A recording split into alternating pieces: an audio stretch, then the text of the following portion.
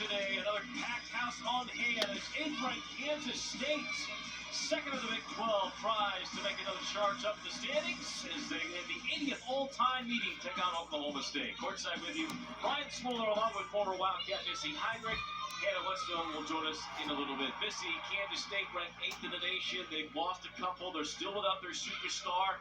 They're playing without some people. Oklahoma State knows a little bit about that. It'll be a very interesting battle here for you today. We're going to start with point guards. What do you see? Well, these are two teams that are both looking to get back on track in the winning ways, but I think it comes down to the backcourt. And it starts with Serena Sendell. The junior guard has brought to the floor a newfound confidence and maturity this season. 14 points, 8 assists on the road at Texas in Big 12 play. She's averaging over 14 a game and shooting 53% from the field. She's been aggressive off the bounce and as a distributor. For the Cowgirls, it's Quincy Noble, 5'10 transfer guard from North Texas, has fit perfectly into J.C. Hoyt's system. And their loss to OU last weekend, she had 17 points, played all 40 minutes. She started every game this season. She's a 3-level scorer, but a key is to keep her from penetrating, Brian, and you got to keep her off the line. She's 86% so far on the season. Yeah, this is the best free throw shooting team in the Big 12 overall. She's a big part of that, the transfer from North Texas. All right, let's go to keys to victory. J.C. Hoyt's team. We talk about a team that has not had the full arsenal available. They have had to be smart in how they have played all season, so actually that's one of your keys today. Well, they are absolutely depleted, and this is a thin roster. They've all had heavy workloads, but they got to play smart basketball. You got to be solid today on both ends, value the possession on offense, execute, hold true to those defense assignments, and the pace race. They want to control tempo today, but that starts with good defensive transition. You cannot give up easy baskets on the break to the Wildcats. For Kansas State, it's pounds early, and this isn't necessarily to be a quick start, but they've got to be aggressive on offense.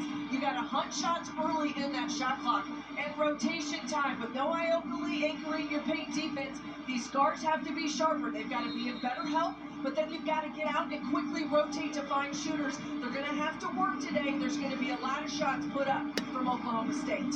Amani Lester is going to get the tip duties, and Oklahoma State was ready to give it to K-State, but Lester could not keep the ball with the Wildcats, so it's Oklahoma State who begins with the first possession of the game against the Wildcats. In white, Oklahoma State in black and orange, and a three-pointer right from the get-go from Staley Hearn, one of the talented freshmen in this league. They did signal that they'll look at it later to see if her foot was on the line. A hard take by Sundell. K-State will answer with a three. Briley Glenn not able to hit, and Hearn gets the rebound. Hearn early has been a catalyst. As you said it, Brian, she's put in a lot of minutes, and she is going to be aggressive. That's where the backline defense has to come in for Kansas State. Well, Lester, who played well in Austin, comes out swinging literally right away on defense. But two quick threes by Briley Glenn come up empty. And the Cowgirls back to the offense and with the lead. We mentioned hunting those shots early in the shot clock, but yet they've got to be within rhythm. The action K-State needs is they've got to get a lot of movement in that half court. You want to make Oklahoma State have to work for it. Noble's first attempt, not there.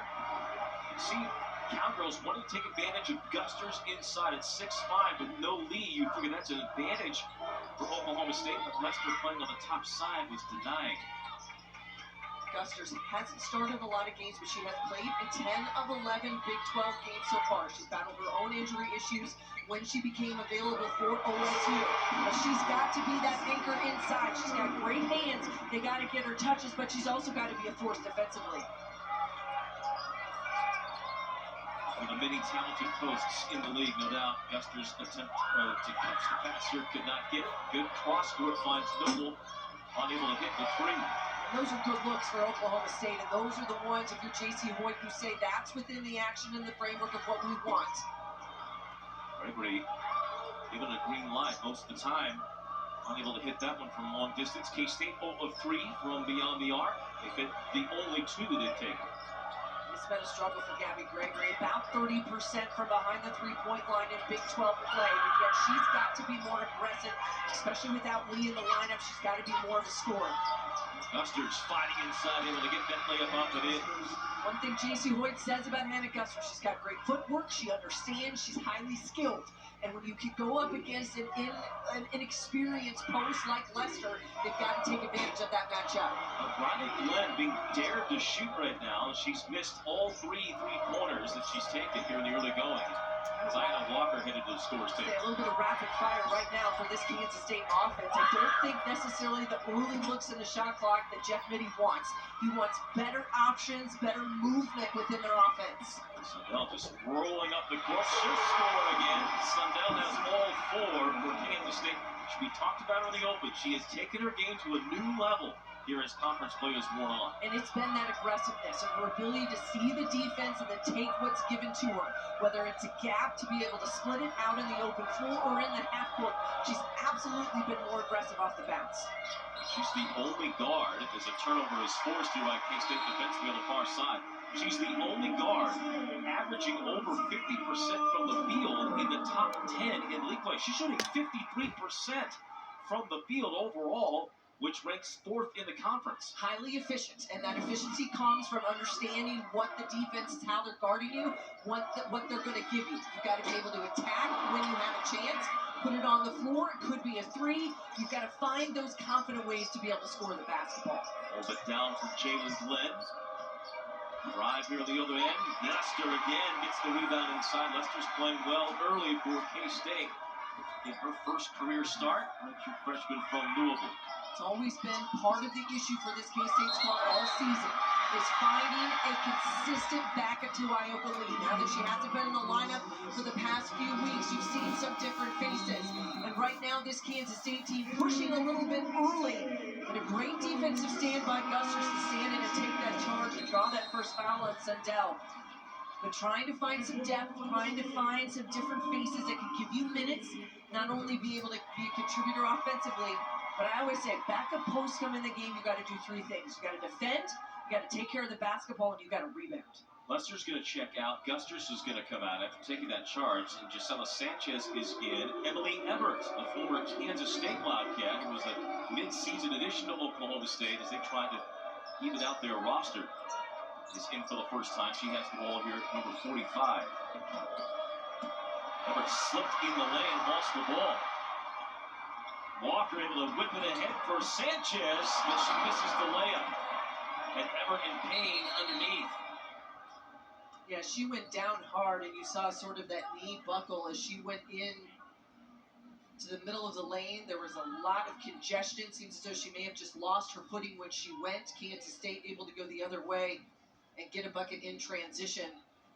But as the numbers have just continued to add up for J.C. Hoyt, as you said it, Brian, they brought Emily Everett in mid-season. She came to their roster in January as the semester started as a transfer. She had put her name in the portal a year ago when she had finished her time at Kansas State, but now at Oklahoma State. We take a look at it here, and she's going to be able to turn the corner on Sanchez and then just gets in the middle of the lane and a lot of traffic, and you see things just sort of buckle underneath her. Both feet went under. Not at all really understanding, I think probably. Well, the worst thing is anybody, and you know this, Missy, as a former player in this league, it's a lot of fear. When anything's about your knee and you go down and it buckles like that, it's a lot of fear. You got to play through that. You hope for the best here for Everett, who is set to get married here coming up next year to former K-State football player Ty Zentner's down in the NFL. One of those sort of fairy tale stories here. Everett starring for the Wildcats for 4 years, and then Zentner, of course, the football team, and now you come back and you get to play in this game. You know, she had a lot of emotions. Her parents and her family were all here to be back as well, and getting to play back in Manhattan, Kansas, it was a big deal, but instead it looks like Everett's day will be done, as will her season for K-State. And this kind of continues, unfortunately, a theme for Oklahoma State they've had to deal with all year long, and that is just injury after injury after injury. Yes, they have managed. You look at 4 players that have been out for the season. They've had a couple also leave the team for other reasons. Riley Langerman in street clothes today, not available as well for Oklahoma State. So this is just a very depleted roster right now for J.C. Hoyt. However, in talking to her yesterday, I thought one of the most encouraging things in coming into this game was knowing and understanding how she's been incredibly impressed with the work ethic and the effort that the team has brought to the floor, whether it's been to practice and shoot-arounds, in their preparation to go on the road or be able to play at home. No matter how many players have been available to them today or in other games, they've just continued to battle and to fight. And you look at some of the numbers that, yes, they have lost 5 games in a row, but it has been by an average of less than 9 points. That really is a team that has been in the trenches. We're going to take a break. We'll come back to Manhattan.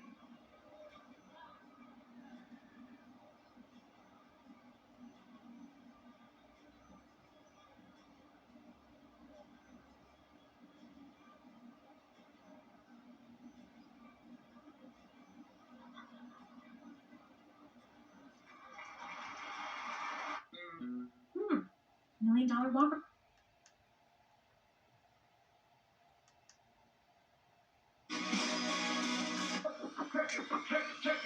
Check it out. Introduce. Oh!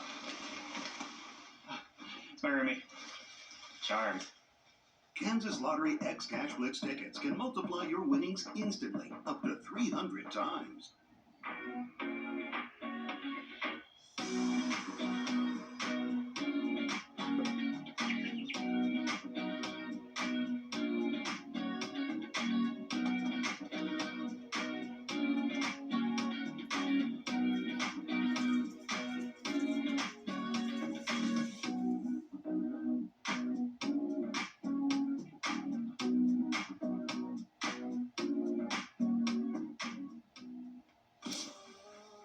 You're getting thirsty.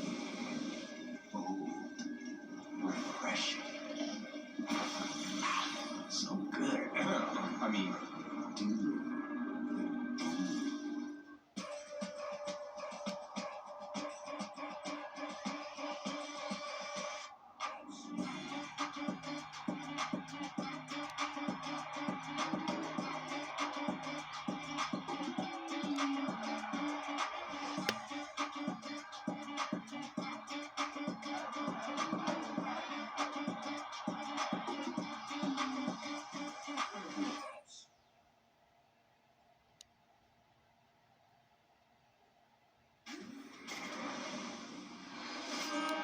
Welcome back to Big 12 Now on ESPN Plus. I'm Hannah Whetstone. Oklahoma State women's basketball has been ridden with injuries this season, as we just saw another Oklahoma State player go down in Emily Everett. But Coach J.C. Hoyt says playing the victim is not an option. She says practicing with low numbers can be difficult, but she says it truly speaks to the testament and testifies to this team's character, that they stay resilient, that they stay sharp, and they truly bring everything they have to practice every day.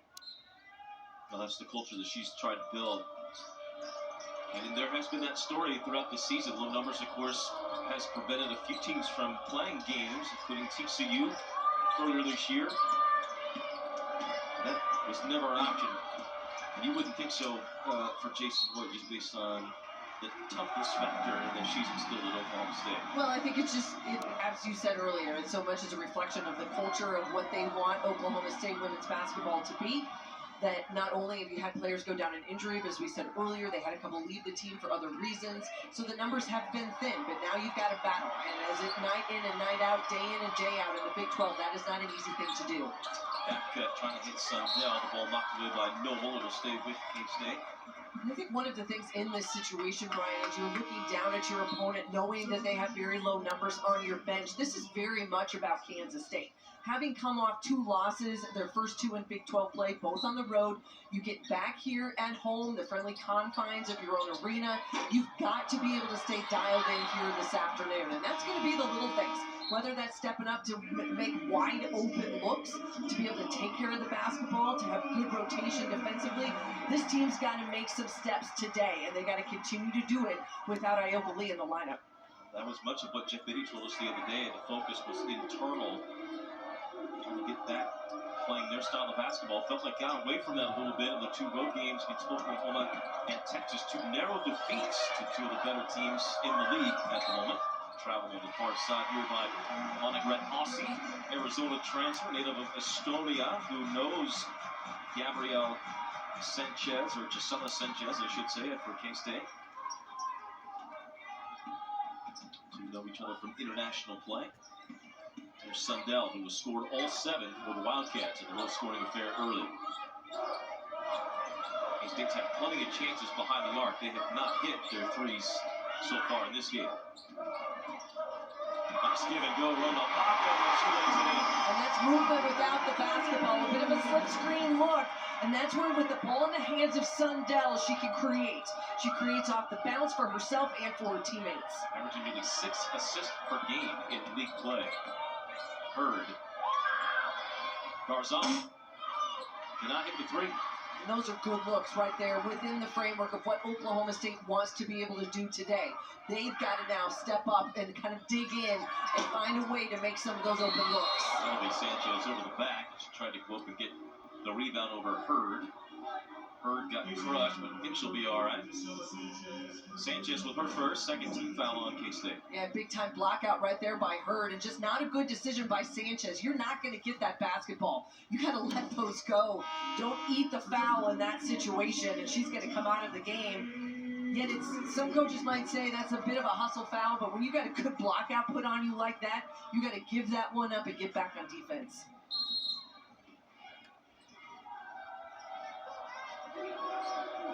So the Wildcats have answered that early start by Oklahoma State. They've scored 9 straight. It's come over nearly 4 minutes. Hasn't looked necessarily pretty. Gusters able to get inside of Bachman, and finally Oklahoma State gets inside. And that's great isolation action for OSU with Gusters. They've got to be able to get her the basketball where she can operate. As we said earlier, she's got great hands, good footwork. You want to be able to lead her to the bucket. This is exactly what they did on that last possession. Noble call for the foul, playing tight on Sundell. Walker, freshman out of Wichita, who transferred from Louisville as well. He's been great so far for K-State. K-State trying to be decisive here and not take a 3. Sundell into Gusters, couldn't hit it. Maupin's tip try, no. Here come the Cowgirls the other way. Trying to end this 7-0 run by K-State. Again, it's been nearly 4 minutes without a point for the Cowgirls. Now a little bit more patience here for Oklahoma State in the half court, trying to go one-on-one with that isolation. And Gusters will be fouled as she goes to the baseline. That'll be on Jalen Glenn. And that's where the advantage is right now. With Maupin in the lineup, and Lester's going to come back in now for Jeff Mittie, a little bit more size to be able to battle Gusters down low. But Maupin, that's a tough matchup. But that's where you've got to be able to use your ability to move without the ball. So where the good footwork to be able to use the speed to get around, maybe you tip a pass here or there.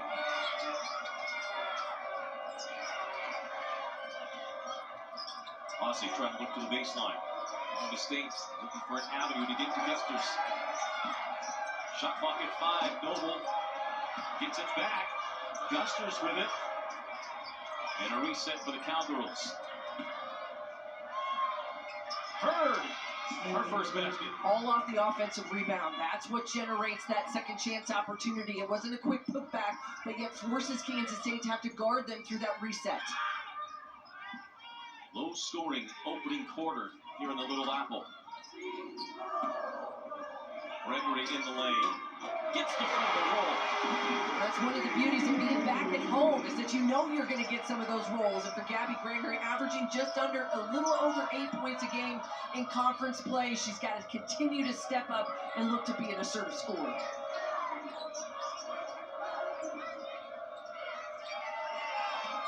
Gusters.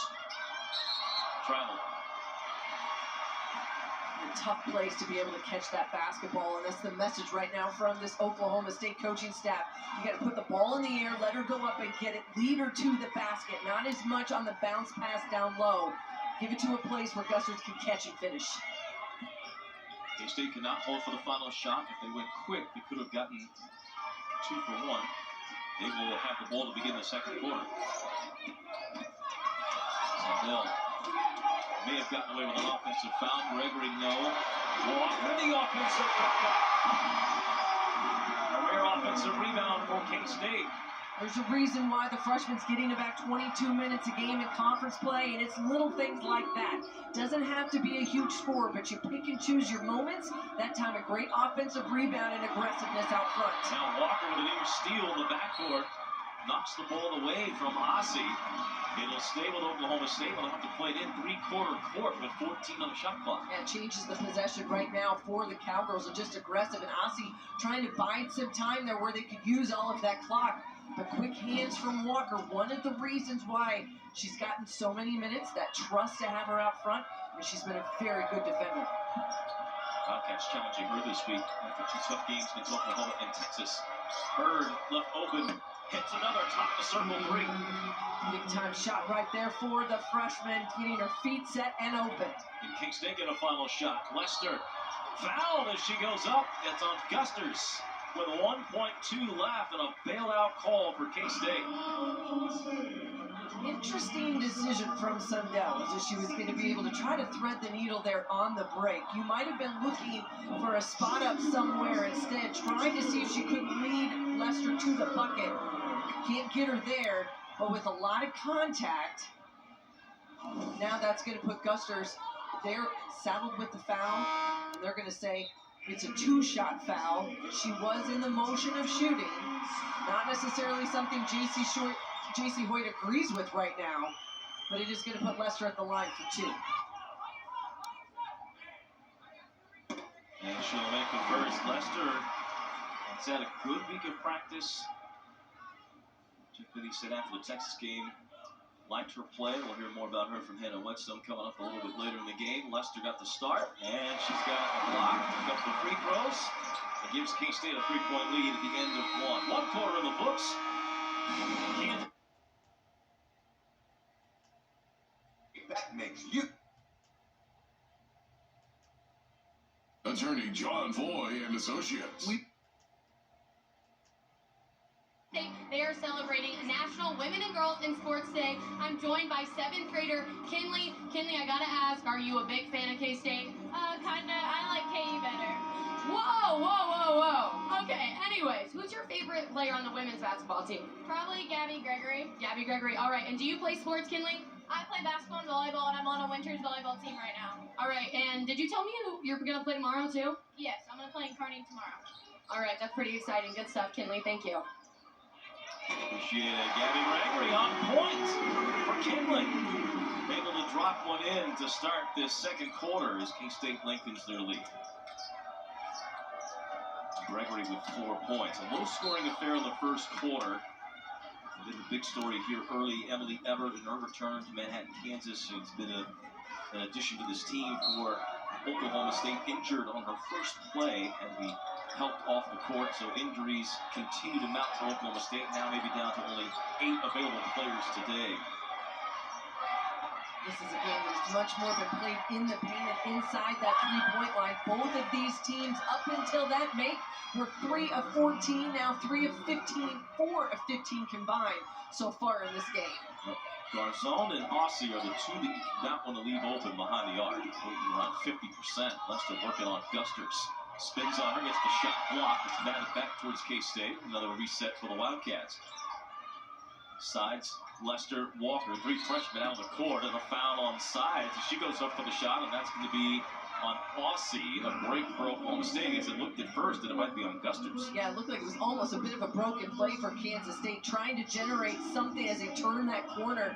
But again, with not a huge post presence right now, you become a little bit more dimensional. And I think that's one of the things that Jeff Mitty's tried to get this team to understand, is that they can move that ball inside and out. They scored 10 of their first 15 points in that first quarter, Brian, were inside the paint. That's that aggressive nature. You can't settle for deep shots. For Sides, sure, her minutes have been limited as over the course of Big 12 play. It's been spotty. But when you come into a situation like this today, you've got to make your impact. She gets herself to the free throw line here early. Yeah, that was something that Jeff Mitty had mentioned the other day that he had visited with Sides about, was that Sides had become a little bit too sped up in trying to make an impact in her time recently this last week. Off for K-State the week prior. Oklahoma, Texas has allowed her time to reset. And they're looking for her to be a big impact in the next couple of games for K-State as they try to get their high seed still Good play from Bracken Thompson. We'll talk about that at halftime. Yeah, she saw just 5 minutes in that game at Texas and didn't score. And so we're a player that has been able to give them some quality minutes off the bench, hasn't been able to do that. You got to be able to flip that switch. This is where freshmen, you're no longer a freshman. Once you reach the middle of February, you got to be ready to go. Walker with another poke away. This one will go to Gregory. She knows what to do on the other end. 6-4 Gabby. Here's now for Oklahoma State, where the lack of depth and that workload that this team has had to carry, and these players averaging 40 a game, putting themselves in that spot, and then a moving screen now called on Gusters. It just continues to add up and rack up right now for JC Hoyt. What is the answer? They've been able to get stops on the other end. So take a look at this replay, and honestly, he's just going to kind of use it. Doesn't really seem as though they moved much. It was actually more of the contact, I thought, initiated by sides than anything. Yep. But a quick whistle that time by the officials, and the foul goes the other way and sends Gusters to the bench. Gusters stumbling out of that, maybe indicated that there was movement by her. Tough break for Oklahoma State because that's 2 fouls now on their star center.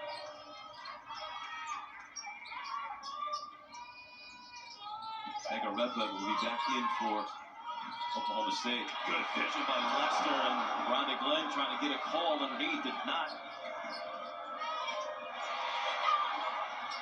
Megan Redbud at the top of the paint.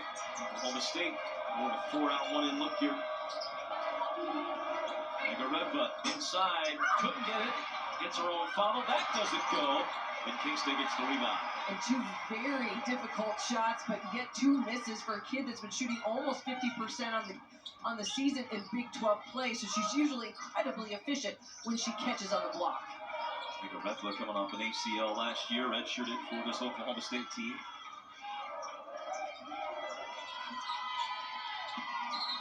And Lester got a little sped up as she went across through the paint. Turnover by Amani. She'll come out with Maupin coming back in the game. And I think that's one of the things that has plagued Kansas State over the course of the last week. When you go back to those losses at Oklahoma and at Texas, getting sped up, trying to do too much too quickly within the framework of what this team wants to do.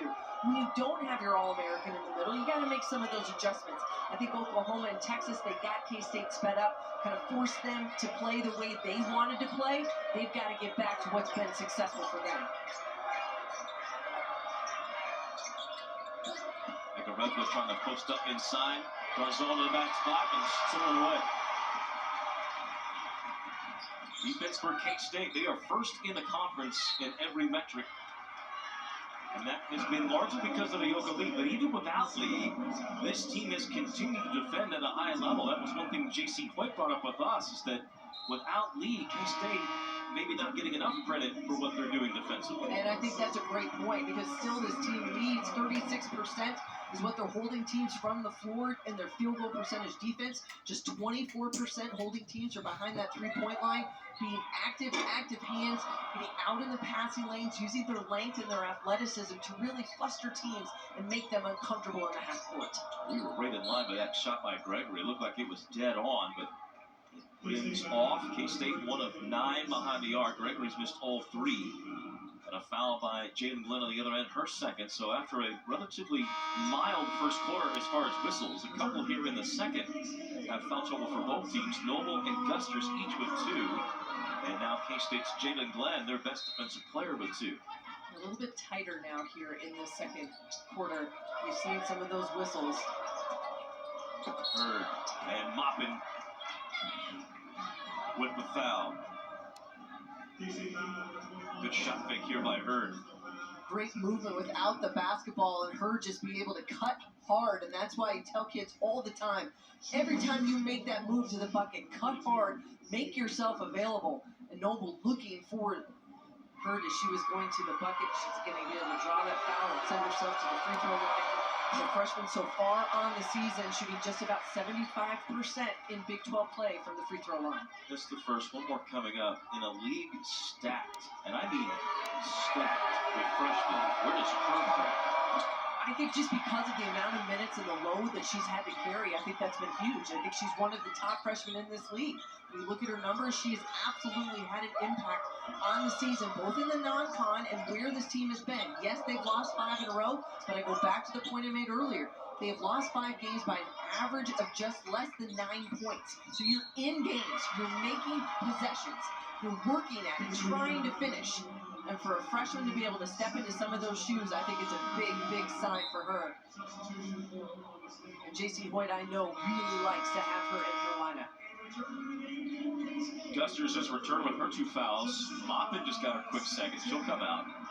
Another questionable illegal screen called by Scott Yarbrough. Absolutely, much tighter here in the second 10 minutes. 2 screens, 1 each way for Gusters and Maupin. It looked like both times the defender was set.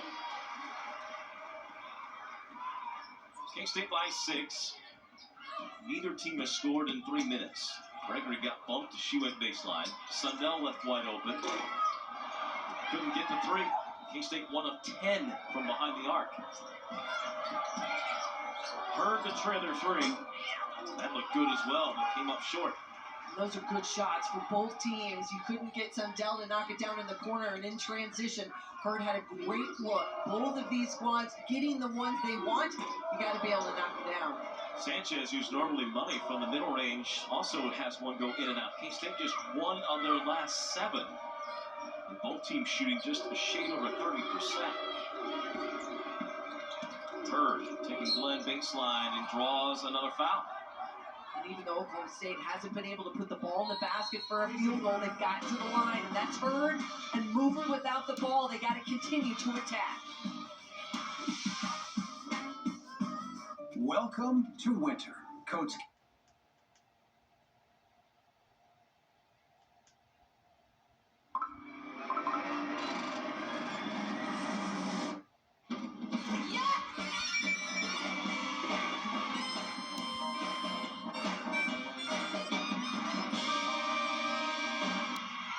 After a serious accident, calling your... For the Cowgirls, this is definitely their opportunity. They've gotten to the line. They haven't shot the ball well from the field so far. Just 1 of 6 here in the second quarter. But they've gotten to the line, and they're making Kansas State pay. Update from the Wildcat huddle. Here's Hannah.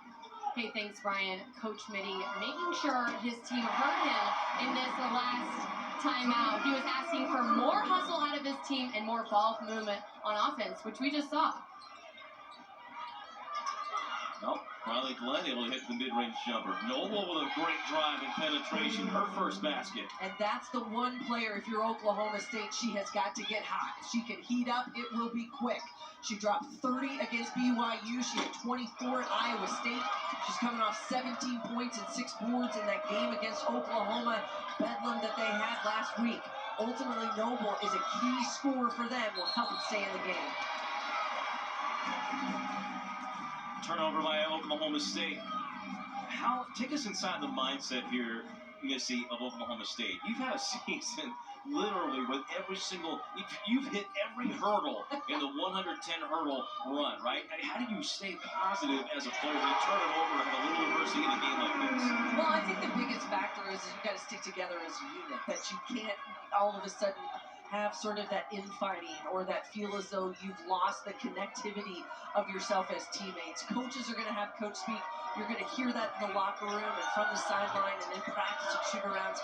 But as a unit, team-wise, that's who has to stick together. And I think if that's the piece of the puzzle and that positivity, good things can come with that. As we said, this team has been in games.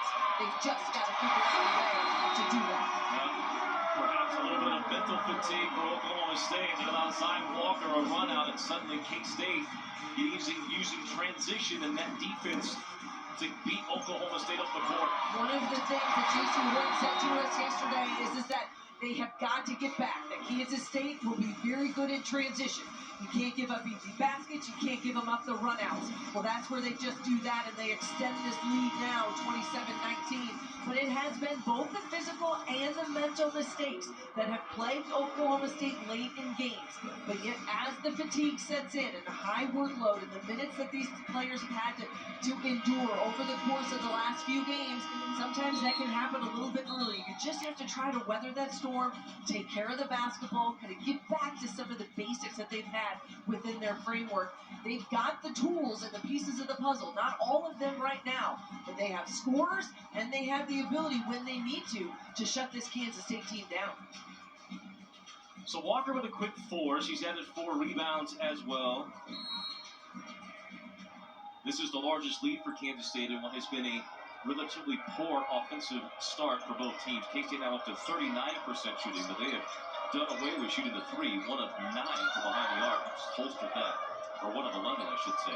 Noble will try her hand at 1, and that will fall. Noble may be getting on track. 5 points for Noble. And that's the one we said, put the ball in her hands, allow her to create. She not only does it for herself, but for her teammates. Riley Glenn working on Guster's left hand. That's her hand that she prefers. And 6 points now for Glenn. Yeah, it was a lot of quick trigger early for Briley Glenn. A little bit more patient here in the half court the last couple trips, and that's what Jeff Mittie wants. They need to be smart in the half court. Aussie left open, usually not good. 50% behind the arc. She missed the 3, but a rebound to Oklahoma State. Garzone. And an offensive foul. And a tough play right there because you like to see the aggressiveness of where this Oklahoma State team has. They keep the possession alive, they get the tip back, and Garzone just great position by Sundell. She gets her feet set, just a lot of contact there on the step through. She was looking for the contact to be able to get herself a three-point play, but that whistle takes it the other direction. Riley Glenn turns down the 3. She had a big game against Oklahoma State in Stillwater. They did the same thing, left her open the whole game. She hit them for 12 points and a couple of threes. It's been a tougher day for Riley Glenn today. 3 of 9 from the field, 0 of 5 behind the arc. Guster screaming for the ball inside. Finally gets it, but a little late. Aussie an open 3. That doesn't go. And a rebound to K-State. And then inside-outside is a great option, but right now, a bit of frustration, especially for Guster's inside. She's open, she wants the basketball, she's got an advantage early in the game. They got her that position, they gave her the ball, allowed her to score. She hasn't had that many touches here in the second quarter. Sundell draws the crowd, leaves Glenn open, mid-range will not be there. So clearly Oklahoma State has picked their poison. They're going to give Riley Glenn all the shots she wants. Garzone in transition. That's where she is so good. What's crazy about the Garzone is she's just about 27% from 3 in conference play. But yet, when she gets her feet set and she's ready, she's the kind of player that can open up for this Oklahoma State offense. And the Wildcats able to get down the court quicker than Oklahoma State. Riley Glenn with an easy lay-in. Bird drop off to Gusters. Gusters looks a bit fatigued. Sub at the table for her. Aussie. And a pass deflected out high by Glenn. Still with it. Riley Glenn, shot blocked by Oklahoma State. You mentioned the freshman in this league, and that right there to me says that's why Stanley Hurt is one of the best in the Big 12. Because she makes that play happen, doesn't give up on it, and a monster block, no contact, and forces Kansas State now to be able to repeat that possession. Bird missed basketball in Oklahoma last year. A great recruiting coup for J.C. Hoyt. Absolutely. Big get, big get. Inbound play. Glenn wide open right underneath the basket. And already 10 points for Riley Glenn.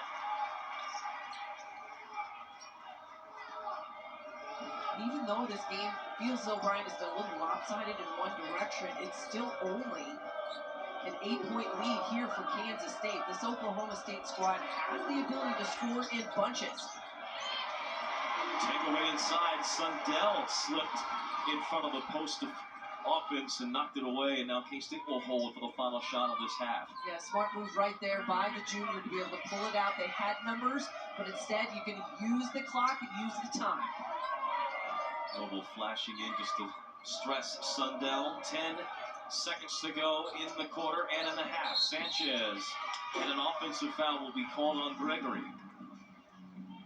It's the third now moving screen call we have seen in this first half. 2 on Kansas State, 1 on Oklahoma State. To adjust to that, 6 seconds to go. Can Aussie get off the shot? Near midcourt, stutter steps, lets it go, and it will not make it nor go in. And that's the end of the second quarter. Kansas State with an 18-13 advantage to take a locker room lead of 8.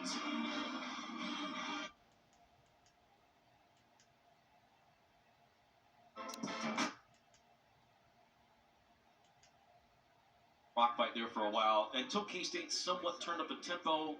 What else went right for them to pull away there? Well, we said that midway through the second quarter, they needed to generate some offense with their defense. 20 of their 33 points come in the paint, just 1 of 12 from behind the three-point line. So not a great day so far from deep, but yet finding a way to score. But you know that's what's going to happen. It's mid-February. You got to grind it out in this league, and these are two teams that are both desperate for a win. Yes, Oklahoma State has lost 5, Kansas State just 2, but I think those 2 losses really kind of set the stage of where this team knows they have to be. Without Ioka Lee, you got to continue to make those adjustments. Oklahoma State, they themselves, they are completely depleted. Injuries have been an issue. They lost yet another player here in the first couple minutes of this game. But finding a way to fight and putting the ball in the hands of some of those younger players and scorers, especially experienced scorers, I think that's going to be key for OSU in the second half. All right, let's take a look at some of the numbers here. You mentioned the injury to Everett. It did affect the offensive rhythm for this team as they went to shots and the field goal percentages and that sort of stuff. Staley Hurd did give them a lift, but still just 35% shooting for Oklahoma State. In fairness, that's what most teams have shot against K-State so far in conference play, and even lower overall in the season for Big 12 play. K-State's three-point shooting has been a disaster. Oklahoma State's gamble, they've decided to let K-State have those shots. Wildcats have not hit them, and because of that, it has still been a point attack for the Wildcats. Points in the paint, I should say, attack for the Wildcats. All right, when we come back, we'll talk bracketology for K-State and the rest of the Big 12. It's Lynn Holtzman, one of the all-time greats for Kansas State, honored here on National Girl Women's Sports Day in Manhattan.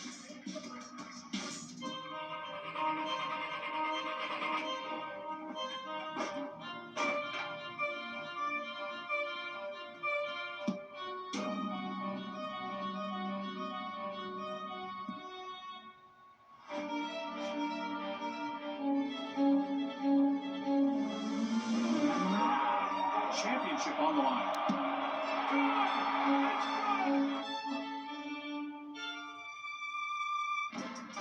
Live sport.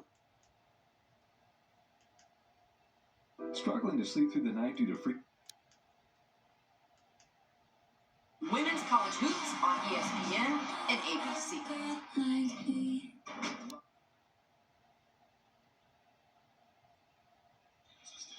Back at Bramlage Coliseum at the half. 8th-ranked Kansas State and Oklahoma State. Brian Smolder, Missy Heidrich with you along with Hannah Whetstone, our entire crew. And it's time to take a look at Charlotte Cream's projections for bracketology for the Big 12 from ESPN.com. Couple of teams at the top, starting with a red-hot Texas team. We'll get Missy's thoughts on that. But first, Missy, your take on K-State, where we sit now at 4 in this bracketology projection. Well, I think they continue to control their own destiny as they inch closer to the NCAA tournament and possibly hosting here in Manhattan. But the projections are coming in left and right, and you've got several Big 12 teams that are absolutely trending up right now. We've got to start with Texas. They have weathered the loss of Rory Harmon through a season-ending knee injury, and they have won 5 of their last 6. It has been behind heralded freshman Madison Booker, who absolutely is living up to the hype. She's second in the Big 12 in scoring in conference games, automatic from the charity stripe, and they get depth and more contribution from 6'1" forward Aaliyah Moore inside. You talk about Oklahoma. They have now won 7 games in a row and sit atop the Big 12 standings, and they have won in multiple ways, and that is behind senior Skylar Vann, the reigning 6th player of the year. She's averaging almost 18 a game in conference play. And fellow senior Nevaeh Tot, she leads this league in assist-to-turnover ratio right now. They've got a huge test on the road tonight at Iowa State. West Virginia has been turning heads all across the country, and it starts with one of the best guards in J.J. Quinterly. She's top 5 in the league in scoring and leads the Big 12 in steals, and she's getting help in the backcourt from Jordan Harrison, the sophomore. She is averaging almost 14 a game in conference play. The Cyclones themselves currently sitting as one of the last 4 teams into the tournament field in the latest round of projections. They've had a huge crop of talented freshmen who have left their mark at Ames so far, including 6'3" post Audrey Cooks. But the Cyclones have to continue their trends, and that starts with Emily Ryan. After her injury, she has returned and has given them a boost in conference play. They've got to finish strong in February. We will check the Big 12 scores in the second half when we return to Bramlage Coliseum.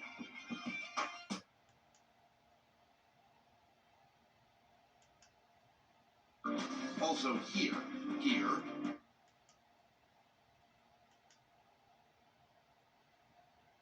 16, West Virginia had been one of the hot stories in this league. They fall at Baylor, almost a must-win Missy, it felt like, for Baylor. And how about that halftime score between Texas and TCU? Yeah, much closer than I would have thought. And Texas trying to figure out a way to win on the road. They've been great at home.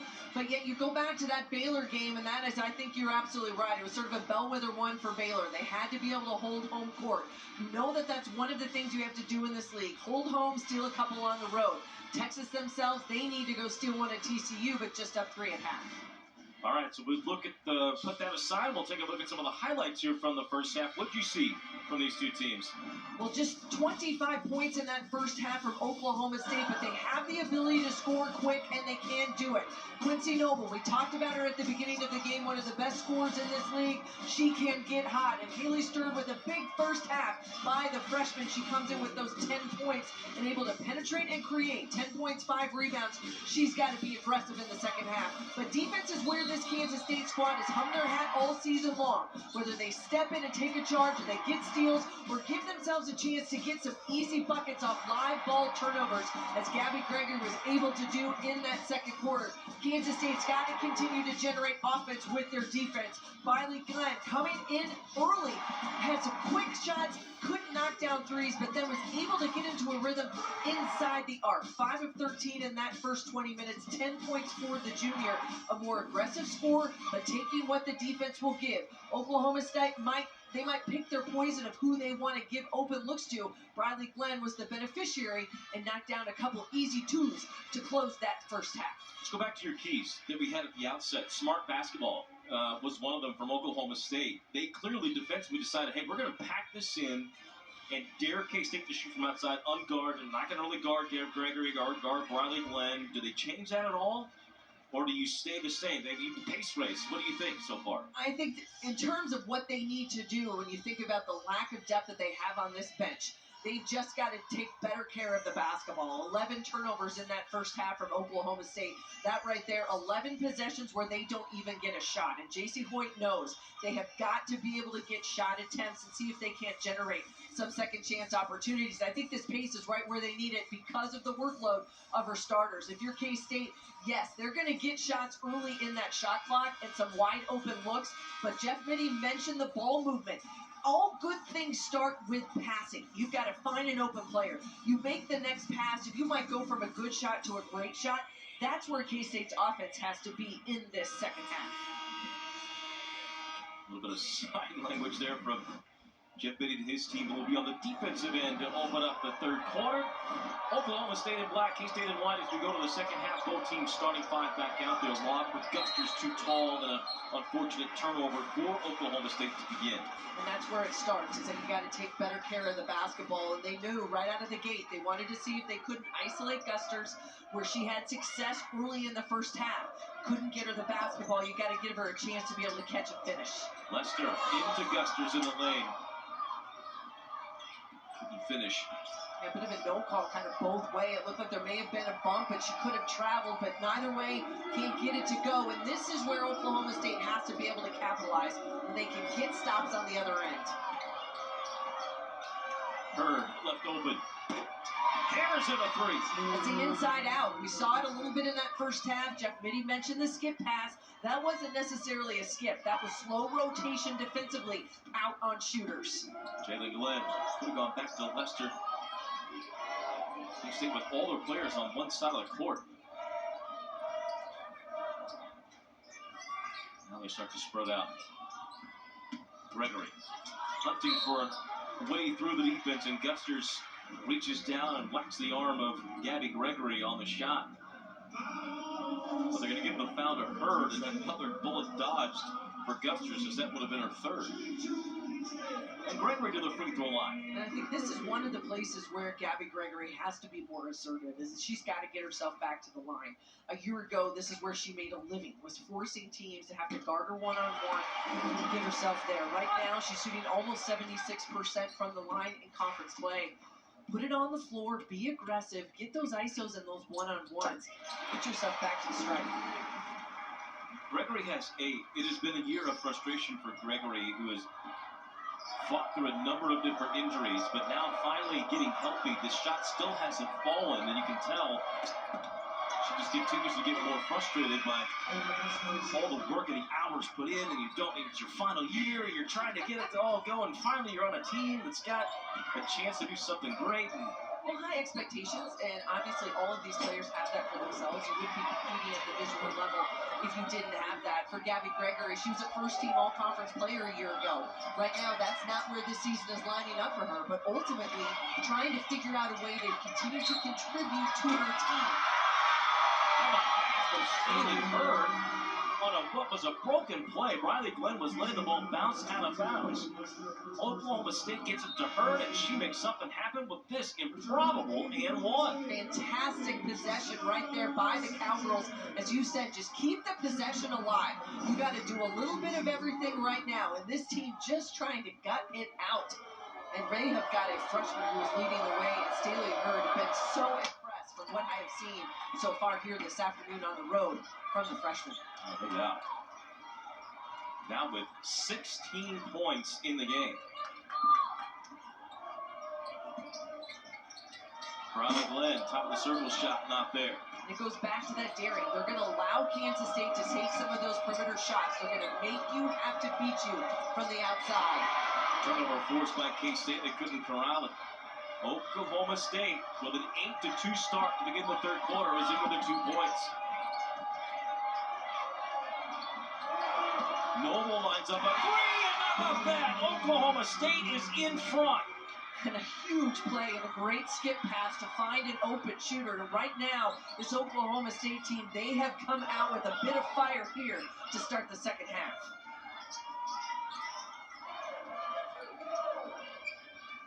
He looked like he was very close to burning a timeout. Riley Glenn left wide open, hits a three-pointer. That's her first one of the day, and as you said it, they're daring her to be able to beat them. They're going to give it to others. They're not going to allow others. They're going to force Riley Glenn to be a one-woman wrecking crew here at Bramlage today. Trying to get the ball to Gusters. Garzon on the opposite side. Answer three-pointer. The skip pass has been there all afternoon, but the thing I like about it for Oklahoma State, Brian, is these shooters are ready to catch and shoot. They are in rhythm each and every time. Now daring Glenn to shoot it. She'll draw in, go right around Gusters and score. The right decision. Absolutely. Don't take the deep shot. Keep that possession and dribble alive and force him to have to come out and guard you. 15 now for Glenn, a season high. Penetration and kick. Noble couldn't hit this one on the rebound, long out of bounds to K-State. This Oklahoma State team, because of the depth issues, has 4 players that rank inside the top 10 in the league in minutes played, all averaging over 33 minutes a game. So fatigue is an issue as this game wears on. But right now, adrenaline carrying them to a 14-7 start to take a lead at one point. Well, Quincy Noble, she played 40 minutes against Oklahoma a week ago. And then you've got Anna Ossie, she played 40 minutes against Oklahoma as well. So they logged the numbers. Can Kansas State, they have to be able to capitalize on some of that fatigue and the fact that these players will wear down quick. Gregory given a little more room, finally hits a three-pointer. Hurd just in a long one, drives and scores. They have not been able to get Staley Hurd stopped here this afternoon. You've got to keep that penetration in front. Nobody on the backside can help. 18 points for Hurd. Riley Glenn left open, takes the shot. Again, perhaps too far out of what K-State would want in their offense. Long pass ahead to Ega Rivera. She missed the shot, and it's K-State coming out of there with it. Put her in a tough spot to be able to catch and try to finish down low, but you like the aggressiveness of Oklahoma State. And this is where the Cats have to be, is out on the break, but that you can't get it to go. Sanchez rushed it just a bit. Garzon with the catch, caught it on the inline, and so it'll be out of bounds to K-State. Turnovers continue to creep up for Oklahoma State. And as they have racked up, they have been the miscues that have come at really tough times, where you're gaining a little bit of momentum, and you put yourself back in the lead in this game, but then you have a mental mistake where it's just a tough pass and not an easy catch. That's where you want that dribble to come the other way, make an easier pass. Garzon was open. She had her feet set, was ready to go. So they'll have a fast start, 7 points in the first quarter, but she has not scored since Oklahoma State has taken her away. Sanchez Wanted to pass to Glenn, and Gusters read it. Bird just 1-on-5, passes to Noble, buries the three. Let's create. You just got to be able to draw that defense and create and find shooters. And this is confident scores right now for Oklahoma State. Riley Glenn has taken 18 shots in today's game. 7 of 18, 1 of 7 behind the arc.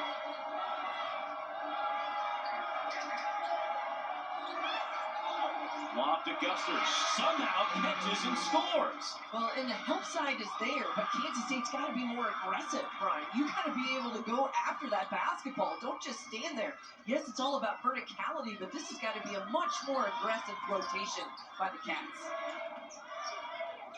Walker takes a jump shot. That won't go. K-State settling for jump shots on the offensive end, and the Cowgirls now with the largest lead of 3 looking to build on it.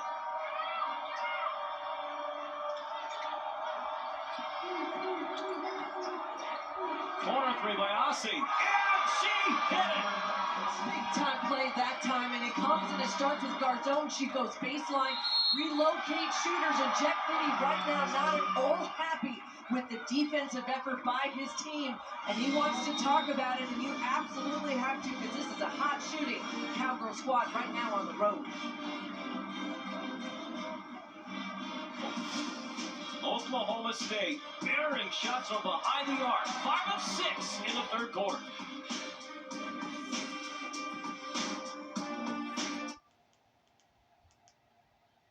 Thirsty, bold, refreshing.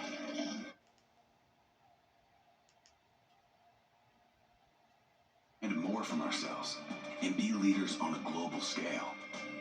A promise to create, to solve the world's most complex problems, and to give back to our communities. At OSU, we are a promise to forever be loyal and true. Here at the nation's premier land-grant university, orange is the answer. Kansas State's Jeff Biddy not happy in that huddle and going to break. His team that has been so good defending the three-point shot, the best in the nation. In fact, they've allowed 10 of 18 threes to fall for Oklahoma State in this game. And this is no stranger for, no fluke for the Cowgirls. They've had 2 games where they've hit 15 this year. They are 5 of 6 so far here in this third quarter, and they are on a 10-0 run. But I think the other factor of this, Brian, is the drought that the Wildcats themselves have been on offensively. Almost 250 since they have scored their last basket. And the droughts have been part of the problem. When you look at the last 2 games against Oklahoma and against Texas, when you scored just 9 points in the second quarter at UT, that was really what set some of the factor apart. You've got to be able to weather the storm better. Riley Glenn, she has been the one dared to shoot all day long by Oklahoma State as she hits a wide open 3 there. 18 now for Glenn. And that stops the drought and a bit of a run, but yet the momentum still continues to be with this Oklahoma State squad because they have really forced the action within this third quarter. You could see why, and they've given themselves just a 3-point lead. We'll hear from Hannah Whetstone when we return.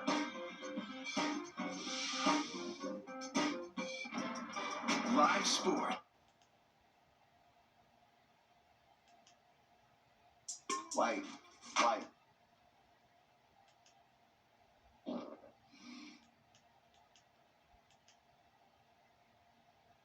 Women's college hoops on ESPN and ABC.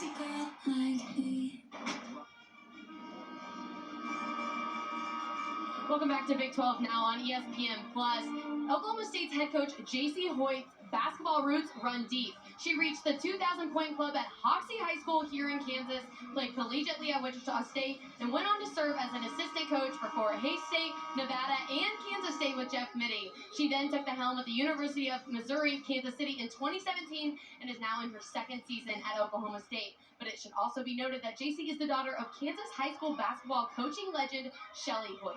Her mom, Shelly, has led teams to multiple state titles and has found success everywhere she has gone.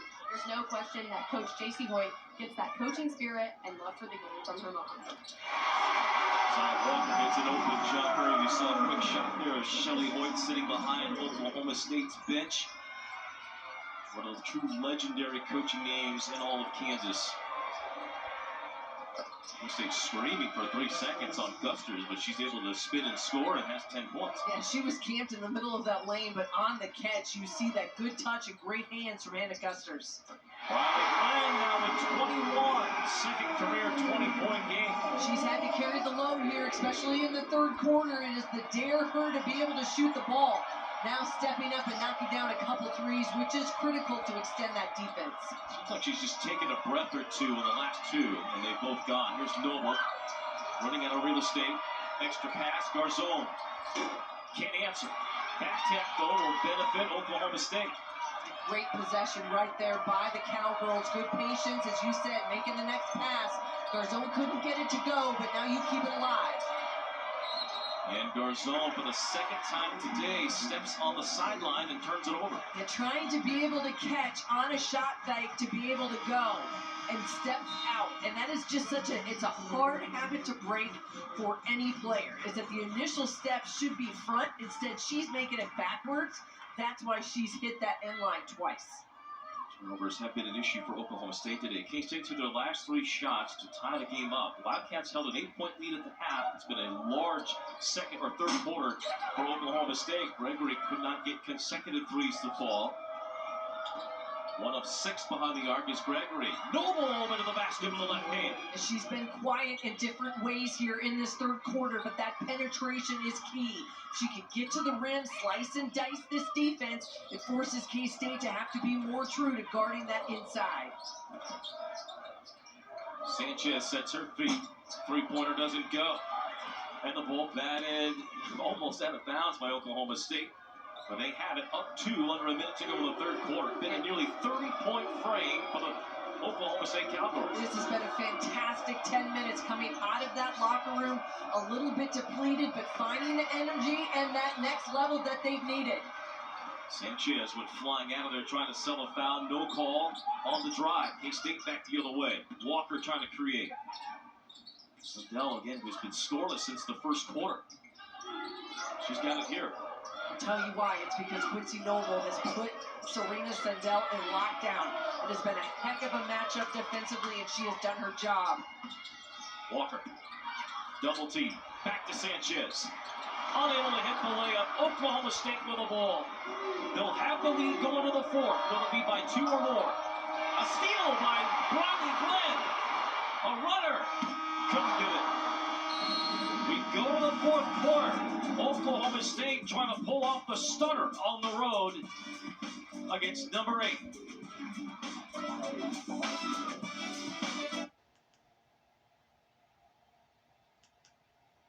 That makes you the hero.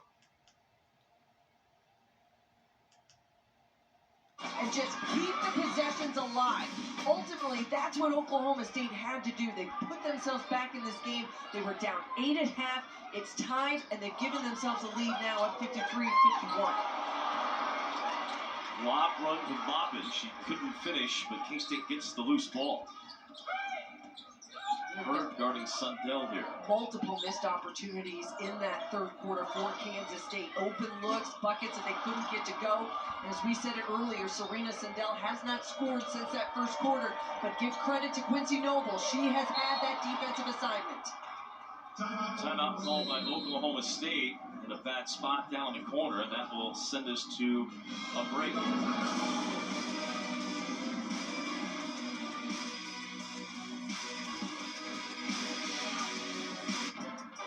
Right.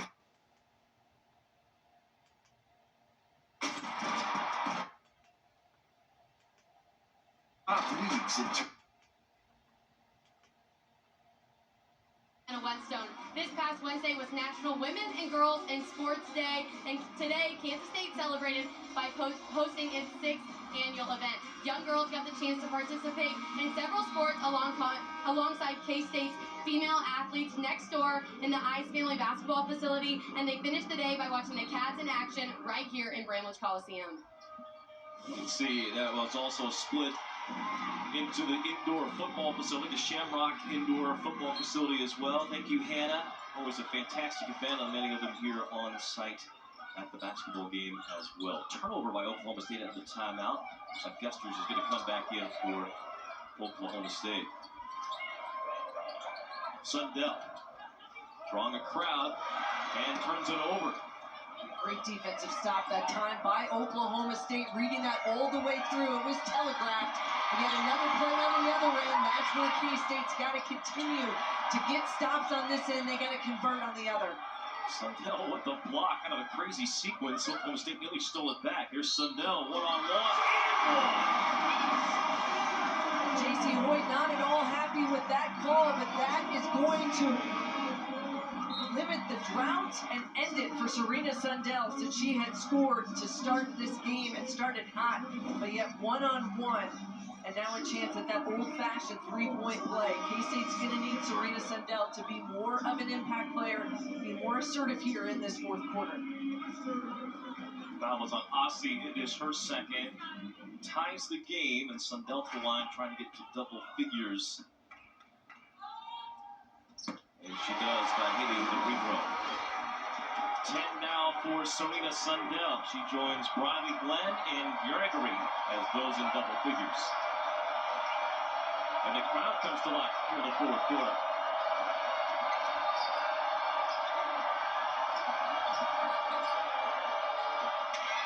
Noble with a silencer. She's able to just, with such a quick first step, blow by the defense and that rise jumper where there's a lot of traffic, and able to finish. K-State offensively just struggling right now to get things rolling. Walker take the three. Rebound, Lester will let it go out of bounds, and it'll be Oklahoma State ball. Well, I think when this OSU defense has packed it in, and they are going to dare you, they are not going to allow some of these shooters to get their feet set. Whether it's Sundell or Gregory or Jalen Glenn, they're going to give Briley Glenn looks, they're going to give Walker an open three. But the activity on the ball, that has been what has made Kansas State uncomfortable here this afternoon. Trying to get it to Gusters. Swing over to Garzone, and she rims in the three. They've made them pay each and every time, Brian, for slow rotation and not getting a hand in the face of the shooter. 6 of 9 are the Cowgirls behind the arc here in the second half. Lester goes right into Guster, throws up the shot, it'll miss badly. I like that no call, though, by the official. There was a lot of contact initiated by both. Kerr goes all the way to the other end and draws the foul from Walker. And that is freshman on redshirt freshman, but both first year in this league, one-on-one out in the open court. And her just able to read her eyes with a quick inside step. Takes the contact, and that's where you see the arm come down. Walker picks up that foul, and it's going to send her to the free throw line. It has been a huge day for the freshman. We said it earlier. She's about 75% from the free throw line in Big 12 play, making her mark in multiple ways here today on the road. She's the only one for the Cowgirls who have shot free throws today. She is 3 of 6. As you said, normally pretty good from the line. One more. This is to push the lead to 5. Gabby Gregory has come back into the lineup for Imani Lester, so a much smaller look right now for Kansas State. They've got to figure out a way to exploit, whether you're going to extend that defense.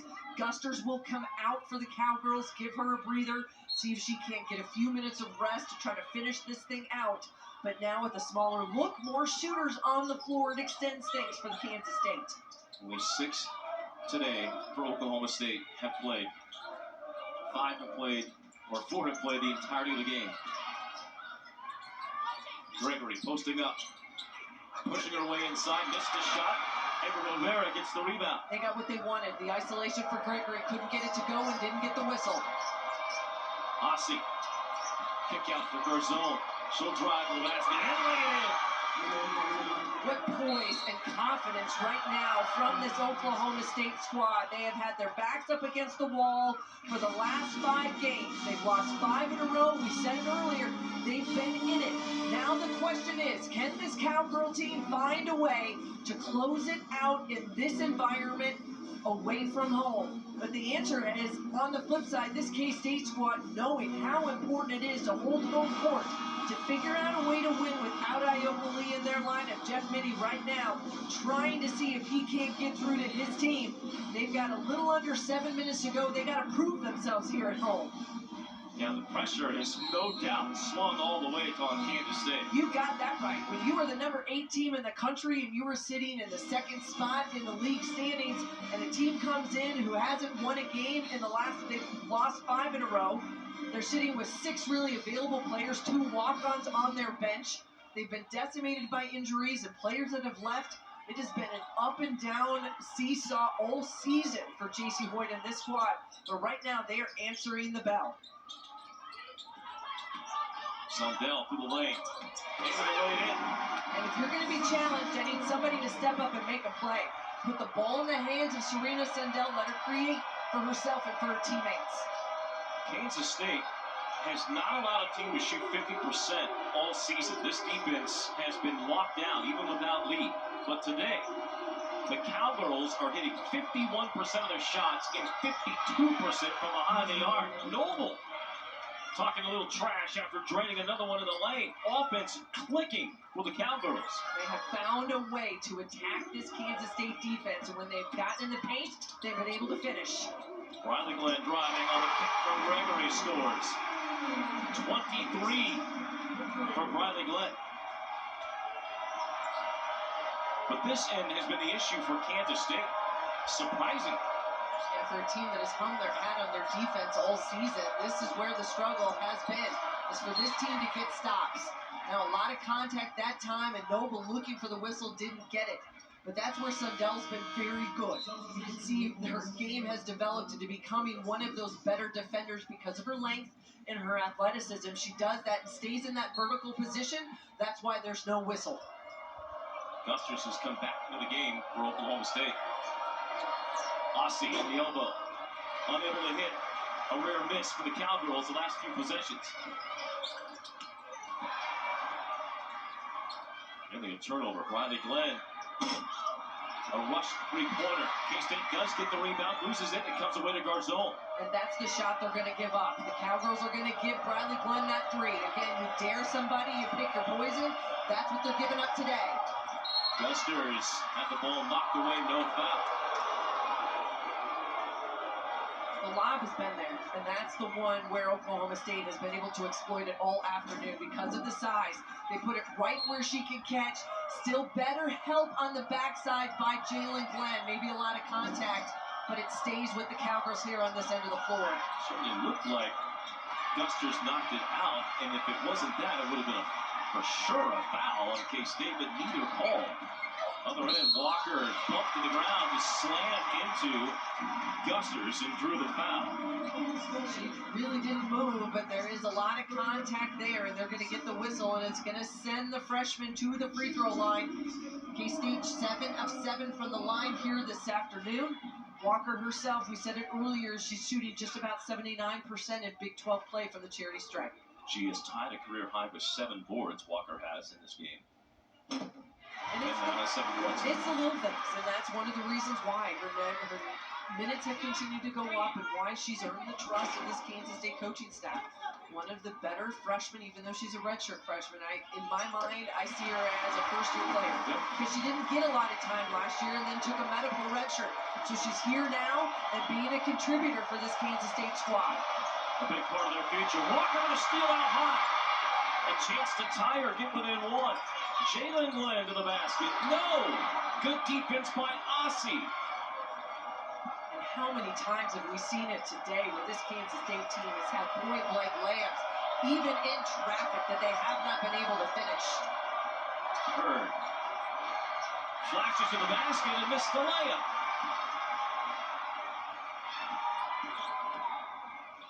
Walker to tie it. No. Sundell's chance to tie. No. Again, Oklahoma State daring K-State to shoot those shots, and the Wildcats obliging. They're 5 of 24 from behind the arc. happened in the loss at Oklahoma State, or at Oklahoma as well. You go back to that game in Norman, and they were dared to be able to shoot the three and couldn't get it to go. And now Kansas State right now struggling to find that rhythm from behind the three-point line.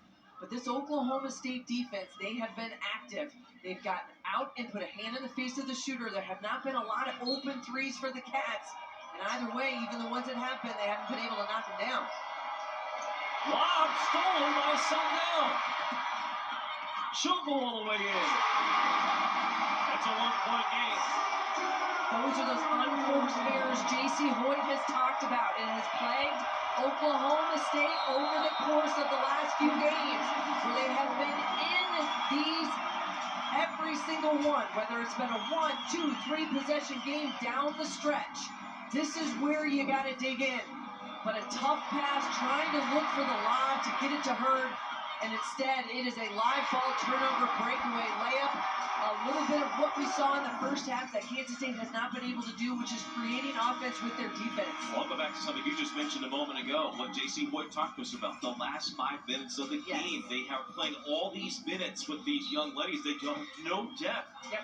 And it just it wears down, and they crumble in the final 5 minutes. It has been game after game after game. Is this finally the time that they turn that around here at number 8 K-State and pull off a stunner, or do the Wildcats do what the others have done? Texas, the latest, along with Oklahoma, to do it in Stillwater, to come from behind in the last few minutes and finish off the Cowgirls. That was turnover number 19 of the game for Oklahoma State.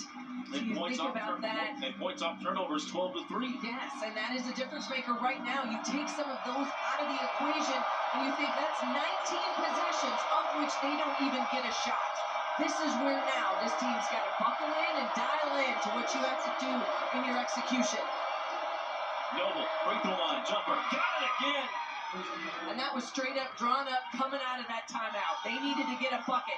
Who did they go to? One of the most prolific scorers on their squad, and had a great career at North Texas at Quincy Noble. Gregory working inside on Gusters, couldn't get it. 3:20 to go in the ball game. Oklahoma State by 3. Noble with 19 points. Hurd with 19 points. We said this would be a backcourt battle here this afternoon, Brian, and it absolutely has come to roost. These Oklahoma State players trying to figure out a way just to gut it out on the road. Shot clock at 5. Gusters fouled on the shot by Gregory. And she will now be the first Cowgirl other than Haley Staley Hurd to go to the free throw line here this afternoon, which is really kind of insane when you think about it.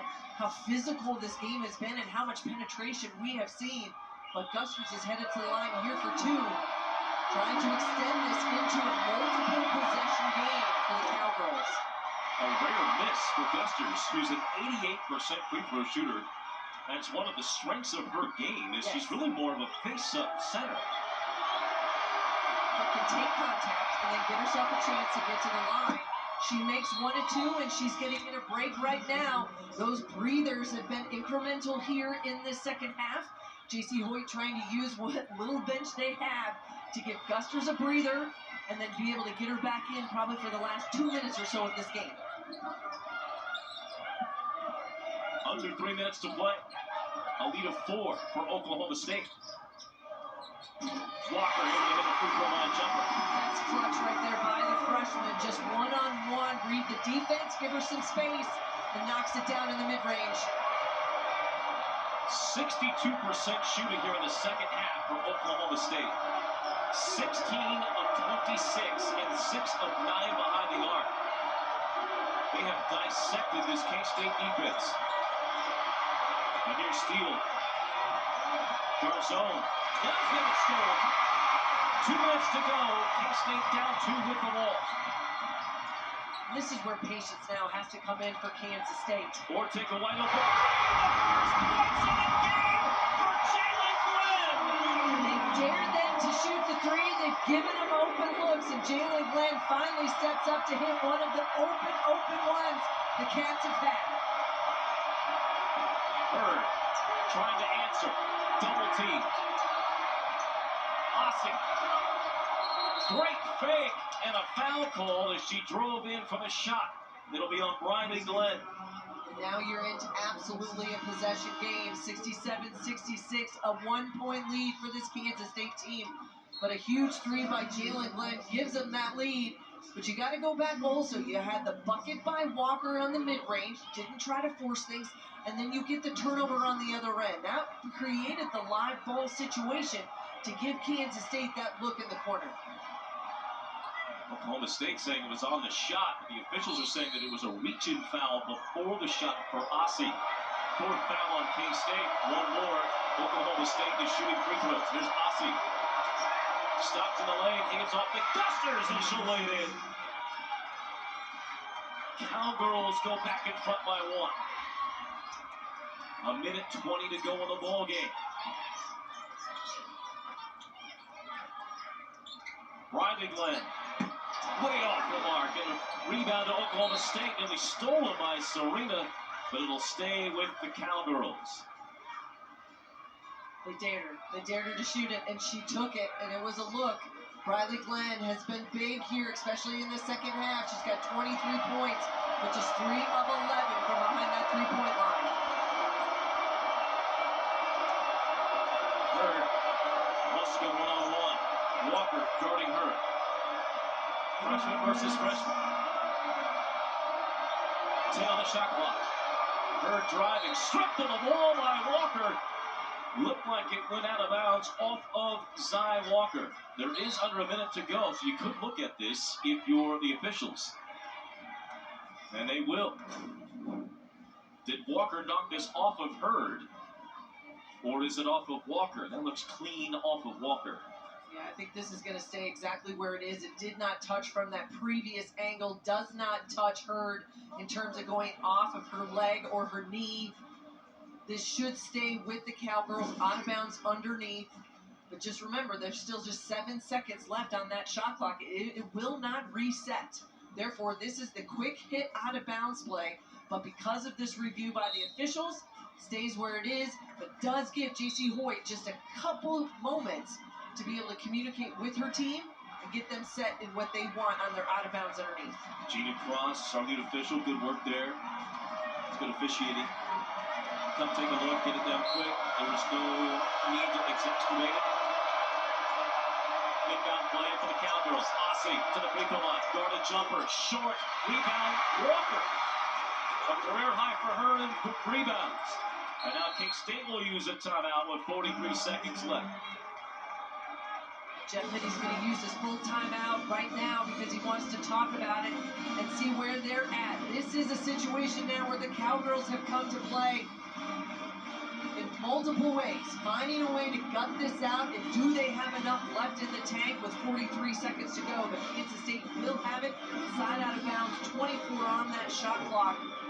This is where execution is critical. They've not only got to be able to dial it in, but then you've got to put it out on the floor, and you've got to execute and get the shot they want. See the reset of where we sit here. Kansas State down 1 with the ball. Only 1 timeout remaining for each side. Oklahoma State has some fouls to give. We're not quite near to that point yet. And the possession arrow favors the Cowgirls should there be a tie-up. But really no foul trouble to speak of. Gusters with 3, Gregory with 8. But that's about it. The Wildcats have opted to go without a center here in the late of the fourth quarter to get back into the game. And it's been a struggle for the Wildcats on the offensive end. Oklahoma State has dared them to shoot the entire day. They have packed it in without the threat of Ayoka Lee. Forced K-State to take mid-range jumpers and three-pointers. It has worked out.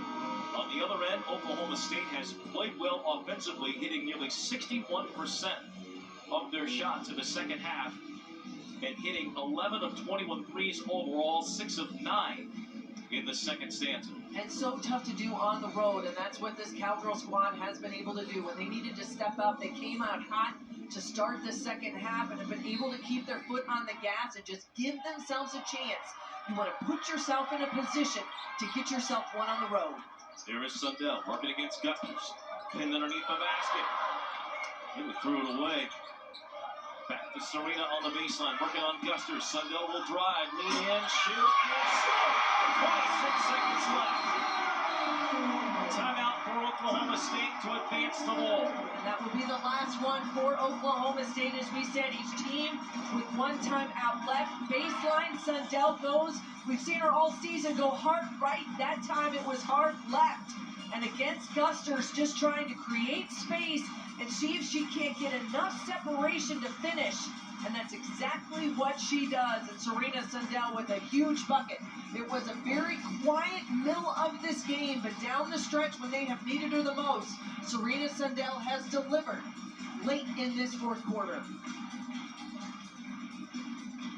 Now Serena Sundell, you said it earlier, when K-State needed somebody to step up, they've gone to Serena Sundell with more. Let's go to Hannah Whetstone.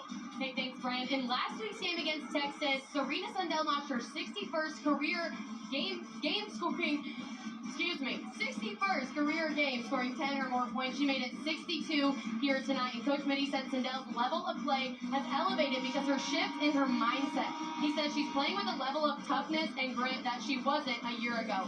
Her confidence this season allows her to be successful. We said it at the start. That was exactly what we highlighted about Serena Sundell, is that this has been a much more mature player out in front, being able to lead this team and understanding what her role has had to be. Someone had to take up that slack. Someone had to create and be a vocal leader without Ayoka Lee on the floor. You weather the storm. You figure out a way to get it done. They couldn't do it at Oklahoma. They couldn't do it at Texas. You got to come back here to the friendly confines of Bramlage Coliseum and figure out a way to win. Do they have enough? Can they get a stop here and shut Oklahoma State down? It's been a lot of Hurd or Noble down the stretch for Oklahoma State. It looks like they will hold for the win or nothing at all. Hurd trying to go one-on-one out high. Gusters going to set a high screen. Gusters with it now. Looking for Noble. Gusters lining up the shot. 2 with 1. Gusters will shoot it at the buzzer.